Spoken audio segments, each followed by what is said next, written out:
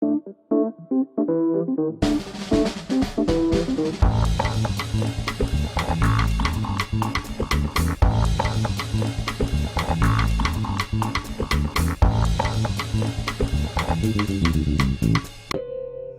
we are with Michael Reidy, dishing with Michael Reidy, I should say, at the Irish Rover here on Frankfort Avenue.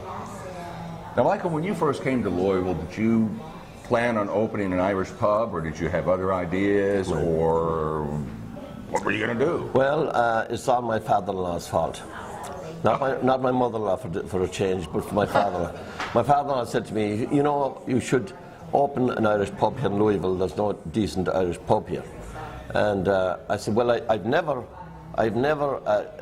stood behind the bar of an Irish pub. I've only stood on the outside of the bar. Well, he said, you should learn how that there's another side to the bar. This is your father-in-law? Father-in-law, really? Yeah, grandmother. Yeah. So anyway, my first job was at the Terrace restaurant. It's now Ruth Chris. I started working there as a dishwasher, barback, general handyman, all that stuff, and I'm sure, you know, kept tipping away at it. And then I got a job down at 6th Avenue, 6th and Main, the Grisanti organisation, and I did this bust and dishwashed and bar back there, and then I got a job at the Rudyard Kipling. And I worked there for Kin and Sheila for about a year, and then I got an opportunity to go to Billy D's in Louisville. You know, it's now Bucks, but it was Hamlet's. The Century Room, I think it was called originally. Yes. But I got a great education there, and I started to wait tables there. And then a funny thing happened. I had a disagreement with them, and they suspended me for a week. And I said, okay. So when the suspending was, I'm now a free agent. I was going to test the free agent market. So, were you and Siobhan together at this time? No, we were not. Yeah, that's why I came down here. Her family had moved here, and we came down.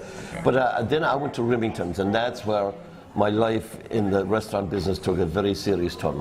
And then I got together with Anu Shariat, Al Kiani, Manoush Larry, all those Persian guys, and they were fantastic. Great mentors, great educationers, people who cared about customers, people who cared about customer satisfaction.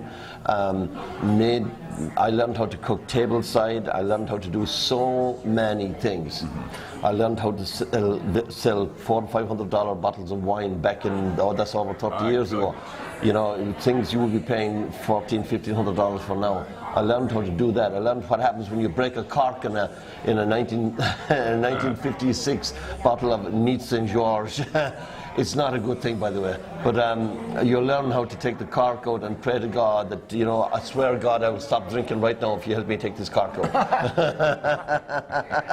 Well, when you and Siobhan opened the Irish Rover, it's been 22 years now. 23 years, yeah. 23? 23 years, yeah. 23 years.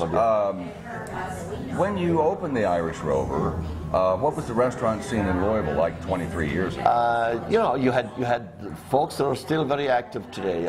You have folks like Dean Corbin.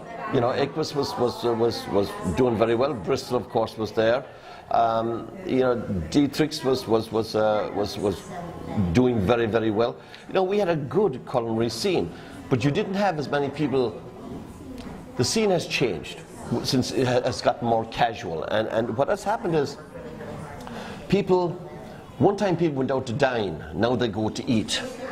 There's a big difference, you know, and it all depends on what restaurant you're going for. Depends. It says the occasion. Like, you know, if you're dining out, you're going to the English Grill, you're going to the Sealbach, you're going to Lily's, you're going to Vincenzo's, you're going to Le Relais. If you're eating out, you're going to the Irish Rover, the Bristol, and all the other great casual restaurants we have in our organisation.